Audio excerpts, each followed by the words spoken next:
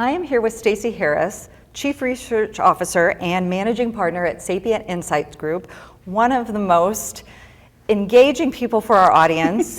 She's just come off the floor of her mega session, so thank you for being here. Thank you for having me. And taking time to talk about the HR Tech HR Systems Survey, which is so comprehensive.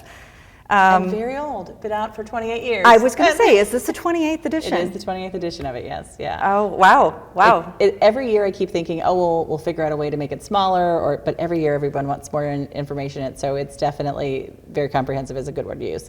Do you feel like that's true, that everybody always wants more information these days? Well, I think and more might be the wrong term, but they want to understand how one thing that you're working on is connected to another thing, and it's hard to see that unless you have the whole picture, right? Yeah. And so a lot of what we're doing when our doing is like, maybe you're only looking at recruiting, but you do want to understand, like, if I'm getting recruiting with this technology, what are the other vendors that might work well with that? So we have to ask about all the other vendors for the other things you're doing to get that data for people. So it's about the connections, I think, is a really good way to look at it. Yeah. I heard someone say, like, the HR ecosystem, and kind of if we're all serving the same employee, let's just take one of them, it's hard for that final end user to understand that we have different HR departments. So you make a really great point that it is an ecosystem and it kind of all needs to be there for people. It really does. When I'm teaching people who are new in the HR tech space about it, I always say, kind of think about it like a really tight, close-knit community. Some of it's plumbing, some of it's the roads, some of it's a house that's been there for forever, sometimes it's a new house, but everything has its place and its pieces and parts, and you have to have it all to make it work. So that's a lot of how we think about tech these days. Since you've just met with audience members and things, have you gotten any interesting questions or any kind of like directionals from people? I think, and it was tough because we're on Thursday, so I mean people have heard a lot. Like AI has been all over the place, right? Mm-hmm. And it's definitely, if you had to come with one word that said what this conference was about, it was about AI. And we had a lot of insight on what people were really doing versus sort of the hype around it. So I do think the questions we got are much more about how do I think about upskilling without over-promising. Like, we've gotten some of those conversations, because I do think that HR is leading the way. That's what our data is definitely showing, and IT is respecting that knowledge more than they ever have, because now they're understanding what it's like to manage a entity that has making decisions that you don't know which decisions they're going to make. Yeah. It's funny, one of the questions we ask every year is, do you feel that the HR function is strategic? And we have CEOs and board members take our survey, and we have IT and HR. And last year, IT was like 34% of them felt HR was strategic. This year, it jumped up to 54%. Oh. And we started looking at data, and we're like, oh, they've really gone through a whole year of learning what it's like to manage a resource that doesn't always do what you think it's going to do. HR's been doing this for a long time. That's true. All of a sudden, HR's become very important to IT. Yeah. So it's been an interesting, you see those kind of things. So yeah, I think that's a big part of the conversation, is sort of how do all those things work together. Yeah. And you have to think that a better partnership between HR and IT, however that shakes out with organizational planning, that's better for everybody. It's really good for everyone. Yeah. The other one that we're really pushing in the data this year, because it hasn't improved that much, is finance. That's the next conversation. I think the market, especially with a lot of our data basically found there was two major things that are driving business decisions right now. It's that we want to grow revenue, not surprising, about 41% say that. 70% want to do something like optimizing efficiency, reducing cost, and those two things are kind of coming together. And the group that's holding that conversation is finance. And HR is getting stuck in the middle a little bit with budgets and who owns what, and whether the data is valuable for AI or is it valuable for business outcomes. And so that's another area I think HR's got to really think about. How do they create that as a partnership? Yeah. Not just as another entity or function in the organization. Yeah, and I've heard a little bit of talk about how important brand awareness is, employer brand, and how marketing's coming in. It's really kind of like a new face of that C-suite collaboration that doesn't have, this is a word we use a lot, silos, but it's kind of breaking down a little bit. It really is, and I think what's different this time, which we've done, there's been ranges of silos being broken down. I think that the biggest difference is that the CEO used to be the one saying, I want you and you to work together. The CEO is saying, we need to figure this AI conversation out. Yeah. Help me. And he's bringing his team together, and he's expecting them to work together instead of him telling them how to work together. That's what we're seeing in the market right now. So you mentioned like the difference between AI hype and AI like in practice. Now that you've been here for a few days, met with so many people, plus layered with what you know about your research, where is your head at for coming forward? What are you taking forward with this? Yeah, it's funny. So one of the things I had at the front of my deck this year was I had a little, crystal ball image, and I said, here's what you said last year, and did you actually like get there? Like, could we tell the future a little bit? And we really could. Last year we were at like 24% of organizations who said they were using AI at some level inside an HR process, right? And this year, and they said about 32 of them said they were going to move to, about 32% of them said they were going to move to using AI in the next 12 to 24 months. And this year we hit like 31%, right? Like we were right on. And I think my take on what's happening in the market is that there's two big things that we need to be paying attention to. One is that the definition for what is AI is shifting, and the people are changing it, not the vendors, the businesses, which is kind of interesting. And we got this in our data because last year when we asked about AI, there's a couple vendors who got pretty high numbers. Workday is one of them, a couple others where they were like, yeah, 45% of our customers say they're using AI. And then this year it was a little bit lower, and we were trying to figure out, we were looking at what they were saying. Well, last year, all of the machine learning that someone like the large companies had been promoting for years, predictive analytics, those kind of things, which is a form of AI, they were like, yeah, I'm using all that stuff. But now I think the definition they feel really has to be some sort of generative, agentic. They're looking for that, and they're saying that's what no, I'm not using AI until I'm using that as part of it. So it's been an interesting thing to watch the community change that definition, because you usually see vendors changing definitions on them, and it's been the community who's shifting this, because I think the vendors would love to say, yeah, all that old stuff that I worked on, that's AI. You should just, right? Yeah. That's what, we're good on this. The other thing I think that's really big on the hype versus reality of the AI conversation is that we can tell you that 80% of HR professionals are using some form of AI to help them with their work. But they're not using it as part of the HR processes, right? So there's a difference between whether I've embedded it and I've built a process around it and other people in the organization are accessing it versus I'm using my own version of AI. And I think we're all kind of in that boat. We use AI to now plan a travel event. We use it to help us rewrite an email. The challenge that we're running into with that is, although we have 80% of HR who said, yes, I use it personally, only about 14% of them are paying for it. Only about 30% has their business paying for it, 30 to 40%, depending on sort of how you calculate that. So there's about 30 to 40% where nobody's paying for it, and they're still putting in not personal information, but what could be calculated as general information about what that company is doing. So that bring your own AI conversation might come faster than we think. And I know the big enterprise businesses aren't ready for it. They're just going to shut it all down. But I think there's some real productivity where people are finding about it. And I think we need to figure out a little bit better way to have that conversation. That is so intriguing. And especially because for many people, using AI at work, whatever it is, it's going to come through a system that's delivered from the vendor. That's going to be where it comes, whether they like it or not, accept it or not, that's what's coming up on the screen.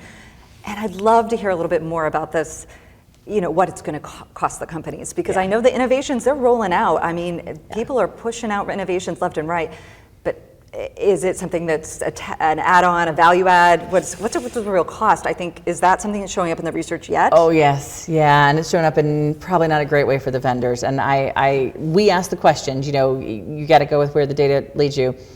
We asked one question about saying, would you be willing to pay additional for your AI? Or do you require some additional ROI before you would pay for it, or you just have low interest in paying for additional for AI? About a little over 40% said we have no interest in paying. Well, actually, it was 57% said we had no interest in paying additional for AI, and that's on the we're low end. If you're gonna charge me, I'm probably not going to use it. About 40% said, if you give me a really good ROI or a really good value case, I'll use it. 5% said, yeah, I'll pay for it, right? So I think, one, the vendors are going to have to figure this out. I don't think that they don't want to be nickel to dime. They don't want to they can't get through their budgets, that line item. You really have to probably raise the cost of the whole platform. There will be credit models, things like that, and I think consumption models. That's important to bake in, but that makes a little more sense. Just don't charge me for turning it on, I think is the problem, right? The other side of the cost conversation, which I think is interesting, is that we know that the buyers themselves are over. So last year, the biggest reason why they weren't putting in place AI was use cases and lack of knowledge, right? And this year, lack of knowledge is still pretty high. Use cases have dropped a lot. But this year for enterprise organizations, it jumped from 22% of them saying it was their primary reason to the number one reason at 44% why they were not implementing AI was cost. So for companies over 5,000 employees, cost is their biggest barrier now. They cannot afford what's being in front of them, and we are seeing them even pull back on some, like the co-pilot. Some of they're now making decisions to say, okay, this is what we're going for, so we're gonna get rid of some of the other ones. I think that's going to be a big challenge for the vendors. They're going to have to figure that out because AI is cool. It does assistance. It does a generative and stuff. But what AI is doing for the vendors, which is why they want all the buyers to buy into it, for good reason, is it's kind of covering up some of the ills, some of the disconnected data sets, some of the fact that our data is like 5 levels deep, being able to click down to find it.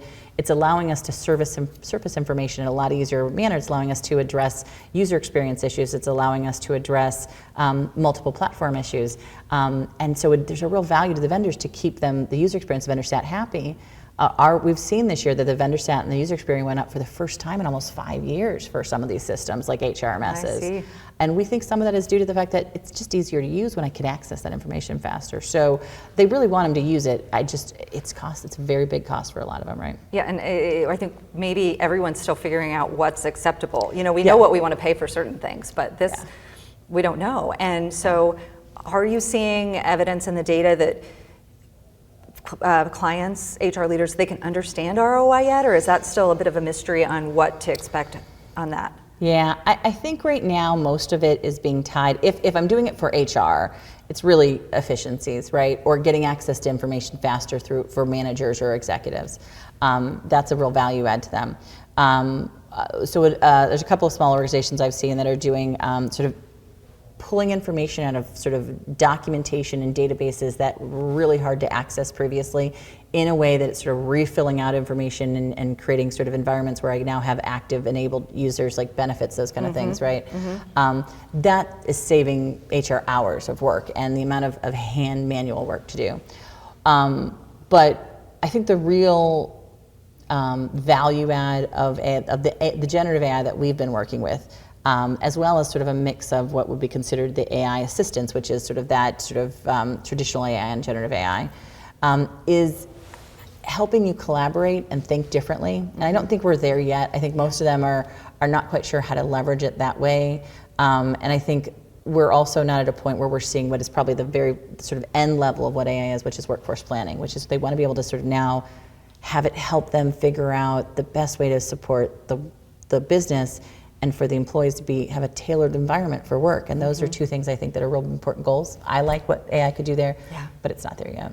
We will probably get there, and at that point, going back to what you said at the beginning, we're going to be calling it something different. Right, it will, at that point in time, it will probably be AI, it'll just be some sort of tool or association or we'll have a name for it. Hopefully it's not Eva, right? Yeah. Just real quick to close out, what do you think of personifying the technology? Yeah, personifying, this isn't, so I've had some interesting online arguments with a couple of our good friends who are industry analysts and friends of the market on this. Everyone's really against personification, and it completely makes sense, right? You don't want to treat it as a friend. But I will say that I think I'm of a different mind. I think you do have to, particularly as we move into agentic AI, think of it more like a workforce and treat it like a workforce. And I say this not in the sense of, treat it good. Employees would probably say, we don't always treat employees all that well, right? If you're giving annual reviews or weekly check-ins or double checking the work of your employees, you should at least be doing that of these agents. Great advice. Right? Like have as much oversight, much review, much tracking as you would.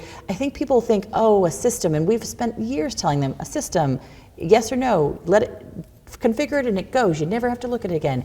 And that's probably our biggest, I think, risk is that these things change and they morph based off of what they're seeing. And we need to treat them just like we do with our human beings. So I think differently about that personification conversation, because I think it's not as bad, because I think we fear people more than we fear tech. I think I told someone it's the bear conversation for females. It's the idea of, humans are more dangerous than tech when it comes to cybersecurity. It's all of that kind of a conversation, right? Yeah, it's a little different way to look at human in the loop. Like, where's your human?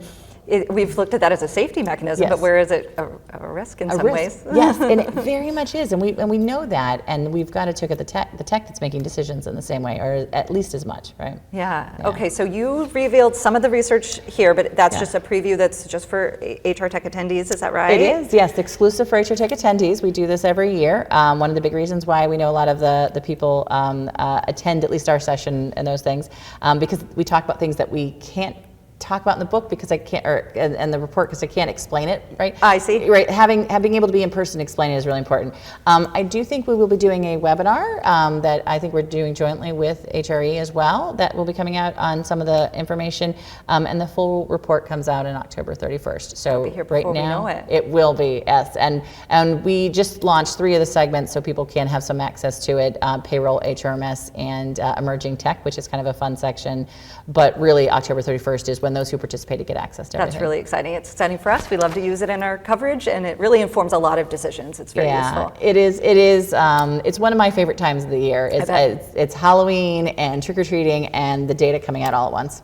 Yes. Well, thank you so much for taking time. Well, shake your hand. Very much. Yeah. Thanks for all the great questions. It's been a lot of fun. This has been I feel like I've learned a lot this week, actually. It's been a really good week, I think. I think it was a good level setting for a lot of people, not just ours, but everybody's sessions about kind of what's really happening in the market. That's great. Yeah. That's great.